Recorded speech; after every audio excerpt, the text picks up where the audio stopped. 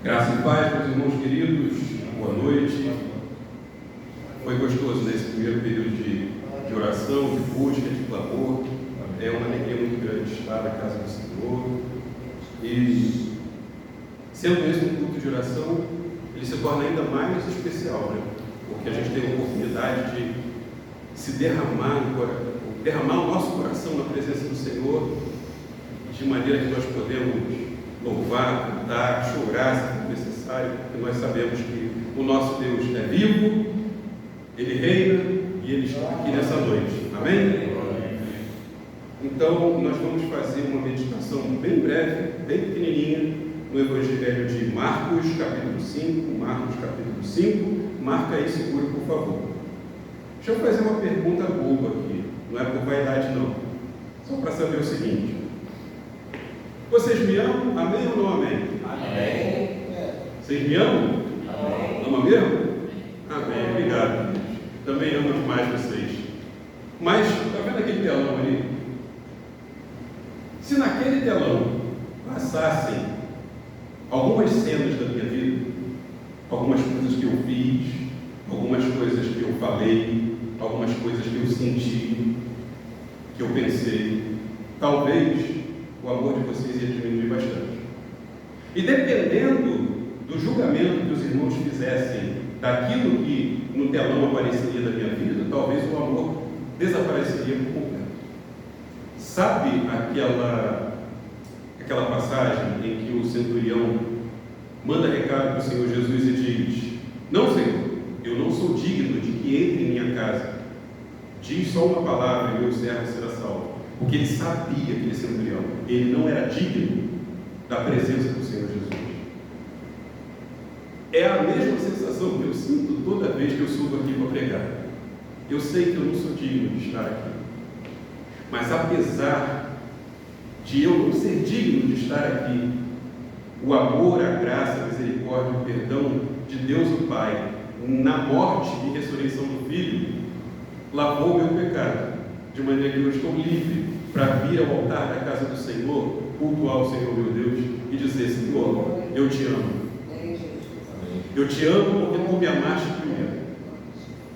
Agora nós vamos meditar na vida de uma mulher que se sentia assim também, só que eu acho que umas 500 vezes mais. Eu estou falando da mulher que foi conhecida ao longo da história como a mulher do fluxo de sangue. Vamos lá, por gentileza, imaginar o seguinte: naquela época, aquela mulher ficou doente, muito doente, mas ela ficou tão doente que ela gastou todos os seus haveres, segundo diz a palavra de Deus. Ela gastou todos os seus recursos, pagando médicos, consultas, exames, tratamentos. Ela gastou tudo que ela possuía. E a Bíblia diz que, em vez de melhorar, só piorava. Perdeu tudo. Foi desenganada: olha, a medicina já não pode fazer mais nada por você. E tinha a questão de desonra pública. Por quê? Porque ela sofria de hemorragia. Se é hemorragia, se é fluxo, só pode ser sangue. E sangue, na cultura do Antigo Testamento, era usado ou o sangue de animais para um ritual de adoração a Deus, ou então o sangue de qualquer pessoa, de qualquer animal que tocasse alguém, tornava aquela pessoa impura. Agora imagine uma mulher declarada impura para o resto da vida. Ela era uma mulher impura pelo resto da vida. Por quê? Porque o fluxo de sangue não parava. E aí ela chegou à seguinte conclusão: eu fui esquecido por Deus, só pode. Eu sou amaldiçoado por Deus, só pode. Porque o fluxo não para, então ela está eternamente condenada. Mas aí ela chegou no fundo do poço. Chegando no fundo do poço, ela pensou: não tem mais nada a perder. E aí, o que ela faz? Ela vai ao encontro do Senhor Jesus. A boa notícia disso tudo é o seguinte: quando você não tem mais nada a perder, aí você tem tudo a ganhar.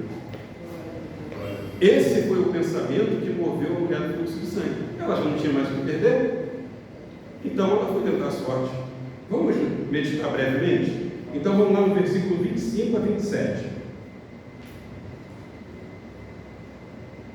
Marcos 5, 25 a 27 diz assim: E estava ali certa mulher que havia 12 anos vinha sofrendo de hemorragia.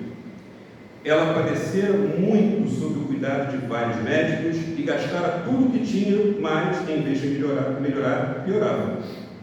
Quando ouviu falar de Jesus, chegou por trás dele no meio da multidão e tocou em seu manto, porque pensava: se eu apenas e tão somente lhe tocar no manto, ficarei curada.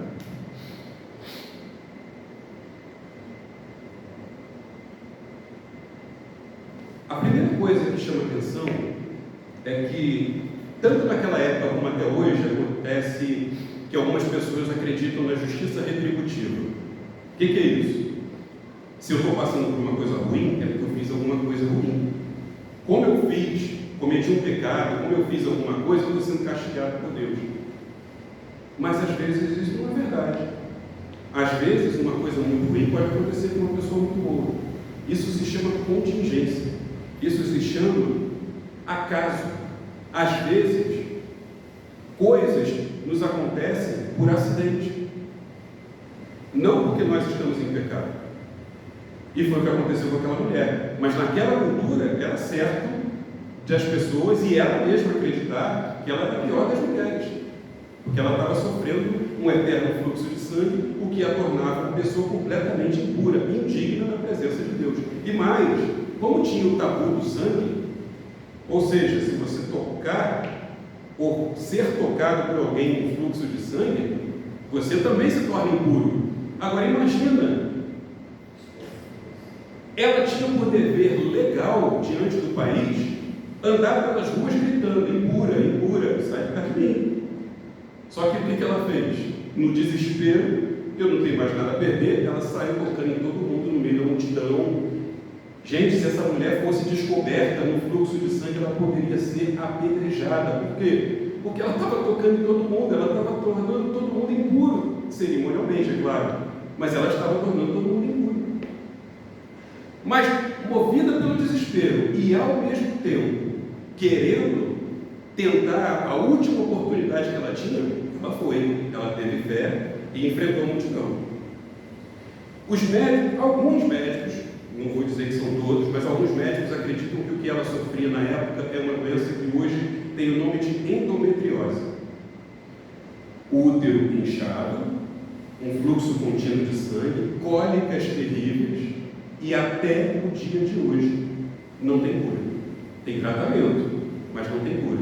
Agora imagina a dor e o desespero que essa mulher estava sentindo 2000 anos atrás. Tendo gastado tudo que ela tinha sem aproveitar nada, só piorando. Aí vem o acusador, o inimigo das nossas almas, e vem, né? Você está em pecado. Alguma coisa você fez. Os espíritos dos amigos de Jó: você fez alguma coisa errada. À toa é que esse castigo não veio. Mas, gente, doença não dá imposto. Infelizmente, pela condição de pecado que os seres humanos estão submetidos, isso acontece. Talvez tenha passado pela cabeça dessa mulher: você não é digna de ir até Jesus pedir essa cura. Só que ela já não tinha mais nada a perder. Ela simplesmente creu e foi. Por quê? Porque ela ouviu falar de Jesus. E ao ouvir falar de Jesus, ela ouviu pelo menos duas coisas. Primeiro, ele tem poder para curar. E segundo, Jesus ama ter misericórdia. Jesus ama ser misericordioso. Jesus ama estar disponível para aqueles que sofrem, como eu, como vocês, como você que pode estar nos assistindo depois. Jesus ama exercer misericórdia. E essa mulher partiu para encontrar-se com o Senhor Jesus. E o mais interessante é que ela tinha uma fé muito madura. Ela disse assim: se eu apenas lhe tocar, serei curado. Ela não foi na expectativa de passar por um grande ritual, de ser submetida a alguma cerimônia. Ela creu no seu coração: eu sei que Jesus é bom, eu sei que Jesus é poderoso, eu sei que Ele ama exercer misericórdia, então eu vou até ele. Se eu apenas lhe tocar, serei curado. Uma fé madura, uma fé muito madura. E quando ela tocou, de fato, ela foi curada. E não só ela foi curada, ela sentiu no seu corpo a atuação do Espírito curando a sua enfermidade. Agora, Jesus, quando percebe que de si saiu o poder, ele para ao redor, olhando para a multidão e diz: alguém me tocou. Quem foi que me tocou? Jesus não sabia quem tinha tocado? Claro que sabia. Porque tem uma passagem que diz assim: ele olhou ao redor sabendo quem ele havia curado. Sabendo, a gente pode usar, por exemplo, um adjetivo, um pronome. Sabendo aquela a quem ele tinha curado. A gente pode fazer essa interpretação e você vai ver que bate direitinho. Ele sabia. Mas por que ele precisava? Ele não precisava de espetáculo público. Aquela mulher é que precisava de duas coisas. Se denunciar. Fui eu.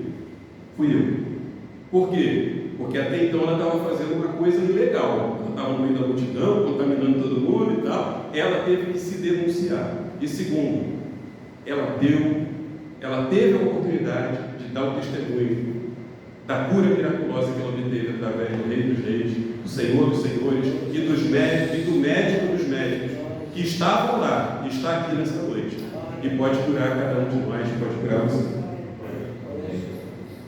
E aí, quando ela se denuncia, ela se prostra e o adora. O que aconteceu ali? Essa mulher reconheceu: Senhor meu, Deus meu, Tu és o Messias, aquele que havia de vir.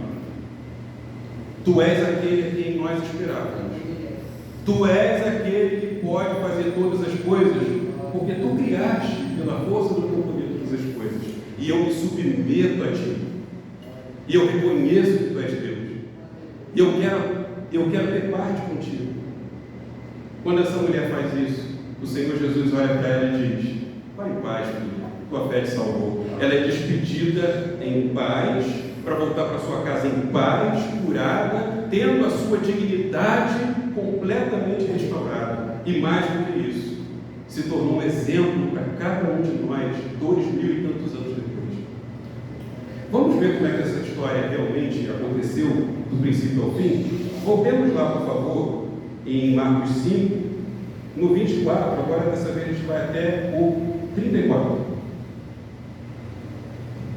Diz assim a palavra do Senhor: Jesus foi com ele. Uma grande multidão o seguia e o comprimia. E estava ali certa mulher que havia 12 anos vinha sofrendo de hemorragia. Ela padecera muito sob o cuidado de vários médicos e gastara tudo o que tinha, mas, em vez de melhorar, piorava.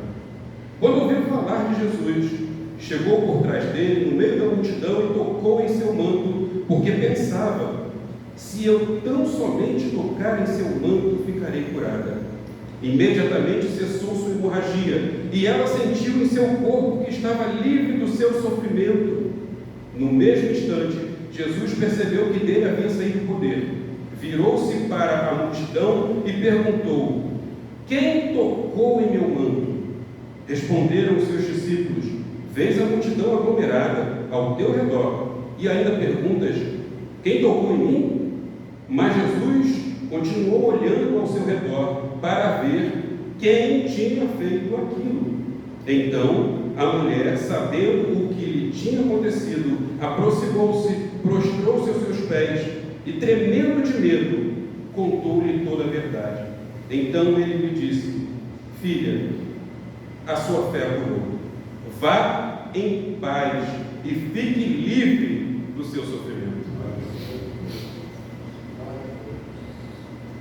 Irmãos, eu fico muito emocionado pelo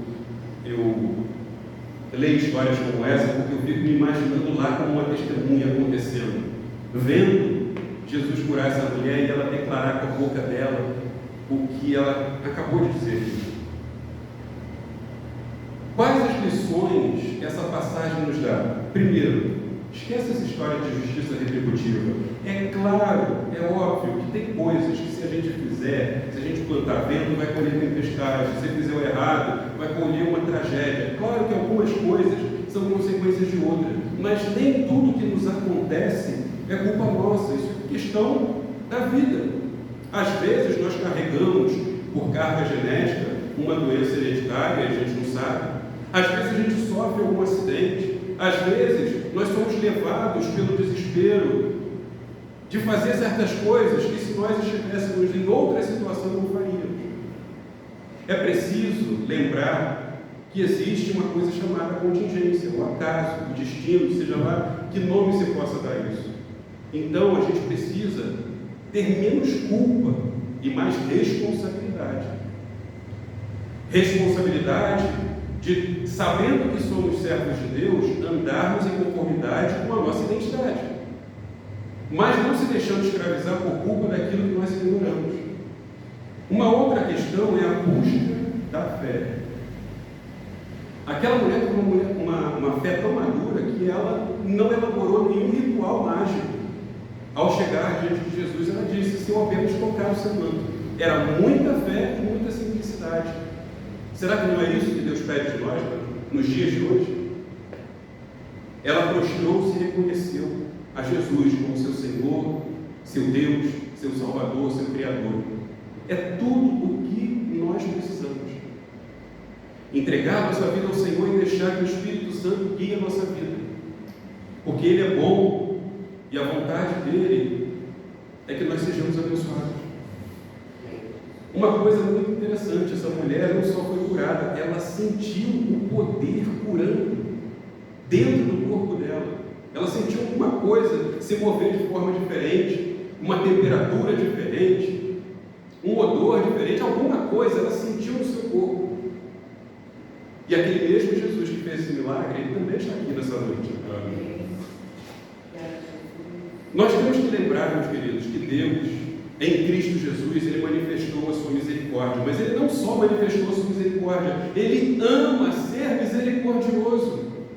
Como eu disse no começo dessa mensagem, eu não sou digno de estar aqui, mas a misericórdia de Deus me alcançou e alcançou cada um de vocês, meus irmãos e minhas irmãs, e aqueles que depois assistirem essa mensagem, que ainda se sentirem distantes do Senhor, podem entregar o coração, porque Ele quer exercer misericórdia. Basta que nós creiamos em Jesus Cristo e que nós o busquemos. Ele está disponível. E uma mensagem, eu acho que quando a gente não tem mais nada a perder, é quando a gente tem tudo a ganhar. Quando não tem mais saída, é que Deus faz o mar vermelho se abrir. Quando nós, na nossa própria força, inteligência, capacidade, trabalho, sabedoria, quando a gente bateu no muro, não tem mais para onde ir, é na hora que Deus rasga uma porta naquele lugar. Então nós precisamos reconhecer que Deus é soberano em todas as coisas, inclusive nos acidentes da nossa vida, nas doenças que nos acometem, nos infortúnios que alcançam nossas famílias. Nós precisamos depositar uma fé cega, não em homens, não em doutrinas, não em denominações religiosas. Nós precisamos de uma fé cega em Jesus Cristo. Não que aquele que crê em Cristo é cego, mas nós precisamos crer, de modo que, mesmo quando nós não conseguimos entender nada do que está acontecendo, nós possamos descansar, sabendo que o nosso Senhor, Ele ama exercer misericórdia. E que até alguns sofrimentos acontecem em nossas vidas, porque Ele tem sido misericordioso. Porque se não fosse a misericórdia de Deus, talvez nem vivo você estivesse para passar por essa aflição. Creia em Deus, creia no Deus do milagre, creia no Deus da misericórdia, do amor e do perdão. Busque-o por fé, porque essa é uma doutrina encontrada na palavra. Busque um milagre, porque isso é legítimo, é uma doutrina que se encontra na palavra. Creia na encarnação física do Senhor Jesus. Ele era Deus da eternidade, desceu aqui, se fez um de nós, ele encarnou, ele tinha carne e osso, ele suava, ele é o banheiro, ele era um de nós, passou por tudo o que nós passamos, cada uma das nossas tentações, mas como ele não tinha pecado, ele venceu o pecado, e sendo justo, foi morto, embora isso não fosse justo. Mas por quê? Porque quando ele morreu pelos injustos que somos nós, mas ao ressuscitar, o seu sangue foi aspergido sobre nós, e nós que não somos dignos de estar no altar da casa do Senhor, nós fomos santificados por esse sangue bendito, e hoje nós temos livre acesso ao nosso Pai.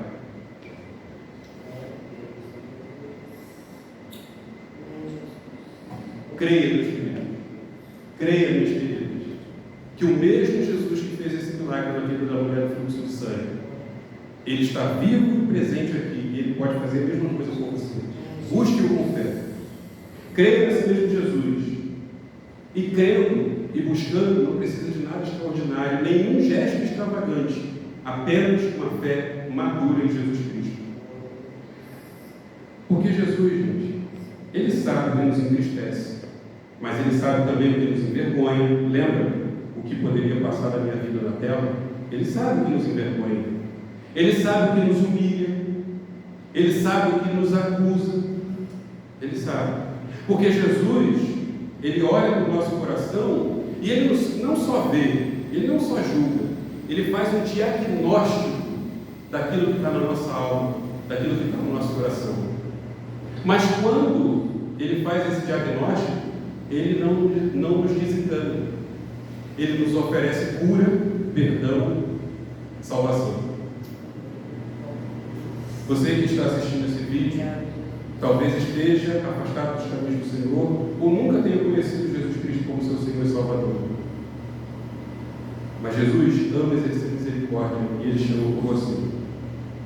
Queridos, aceitem a graça de Deus. Aceite um abraço gostoso do teu Deus, teu Rei, do Senhor, sabendo que ama você, do jeito que você é, com a sua personalidade. Se você é mais alto, se você é mais baixo, se você é mais circunspecto, mais calado, se você é mais expansivo, extrovertido, não importa. Até a cor da sua pele, a sua personalidade, o seu estilo de se movimentar, de respirar, Ele ama cada detalhe da sua vida. E como nós estamos num culto de oração, nós vamos dar prosseguimento ao nosso culto. Agora nós vamos chamar à frente aqueles que têm necessidade, porque estão passando por lutas na área da saúde, na área das finanças, na área da família. Vem na frente receber o óleo da unção. Nós vamos orar por você e vamos clamar para que Jesus Cristo faça uma nova vida para você.